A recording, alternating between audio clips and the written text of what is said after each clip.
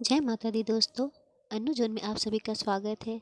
आज हम एक ऐसी कहानी लेके आए हैं जो जिसे सुन के आपको बहुत अच्छा लगेगा। अगर अच्छा लगा तो प्लीज़ हमारे चैनल को सब्सक्राइब एंड लाइक ज़रूर कीजिएगा।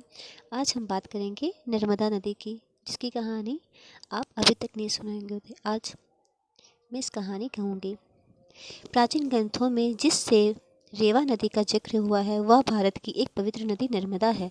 कहते हैं गंगा में स्नान करने से जो पुण्य प्राप्त नहीं होता वह नर्मदा नदी के दर्शन मात्र से ही प्राप्त हो जाता है।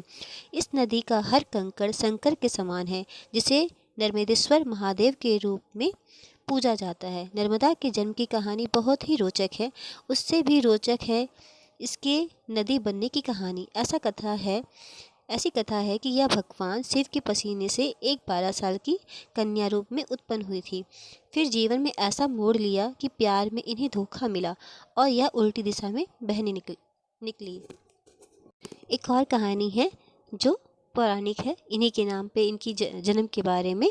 तो कहा जाता है कि नर्मदा नदी के बारे में कहा जाता है कि यह राजा मेखल की पुत्री थी। नर्मदा के विवाह होने पर मेखल ने उनके विवाह की घोषणा करवाई। साथ ही यह भी कहा कि जो भी व्यक्ति गुलाब कावली का पुष्प लेकर आएगा राजकुमारी का विवाह उसी से के साथ होगा। इसके बाद कई राजकुमार आए, लेकिन कोई भी राजा मेखल की शर्त पूरी नहीं कर सका। तभी राजकुमार सोनभद्र आए और राजा की गुलाब कावली पुष्प की शर्त पूरी कर दी। इसके बाद नर्मदा और सोनभद्र का विवाह तय हो गया। राजा मेखल ने जब राजकुमारी नर्मदा और राजकुमार सोनभद्र का विवाह तय किया तो राजकुमारी की इच्छा हुई कि वह एक बार तो उन्हें जरूर देख ले। इसके लिए उन्होंने अपनी सखी जुहीला को राजकुमार के पास अपने संदेश के साथ भेजा, लेकिन काफ़ी समय बीत गया और जुहीला वापस नहीं आई। इसके बाद तो राजकुमारी को चिंता होने लगी। वह उसकी खोज में निकल गई। तभी वह सोनभद्र के पास पहुंची। वहां जुहीला को उनके साथ देखा। यह देखकर उन्हें अत्यंत क्रोध आया। इसके बाद ही उन्होंने आजीवन कुंवारी रहने का प्रण लिया और उल्टी दिशा में चल पड़ी। कहा जाता है कि तभी से नर्मदा अरब सागर में जाकर मिल गई। जबकि अन्य नदियों की बात करें तो सभी नदियां बंगाल की खाड़ी में मिलती हैं। एक अन्य कथा ऐसी भी है नर्मदा जी के बारे में। नर्मदा के प्रेम की और कथा मिलती है कि सोनभद्र और नर्मदा अमरकंटक की पहाड़ियों में साथ पले बढ़े। किशोरावस्था में दोनों के बीच में प्रेम का बीज पनपा। तभी सोनभद्र के जीवन में जुहीला का आगमन हुआ और दोनों एक दूसरे से प्रेम करने लगे।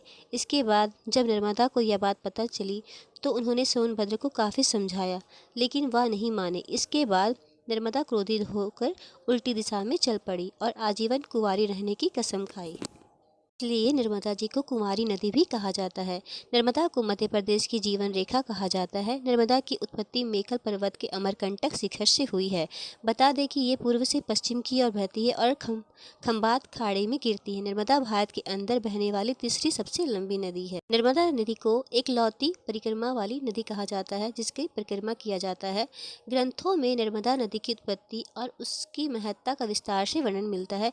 इनकी कथाओं के अनुसार नर्मदा नदी के दर्शन मात्र से होने वाले फल की भी जानकारी मिलती है। नर्मदा ही एक लौती नदी है जिसकी परिक्रमा की जाती है।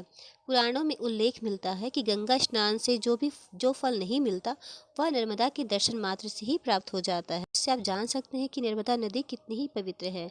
इसलिए और ये नर्मदा नदी को अविनाशी नदी भी कहा जाता है। नर्मदा ने कई हजार सालों तक तपस्या की। इससे भगवान शिव ने प्रसन्न होकर उन्हें दर्शन दिया।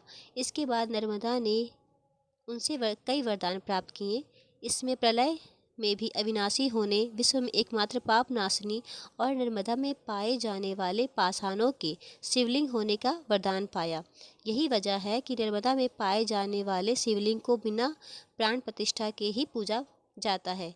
इसके अलावा नर्मदा में अपने तट पर भोले पार्वती के साथ ही सभी देवताओं के वास करने का भी वरदान उन्होंने प्राप्त किया और भगवान शिव ने उन्हें यह वरदान भी दिया।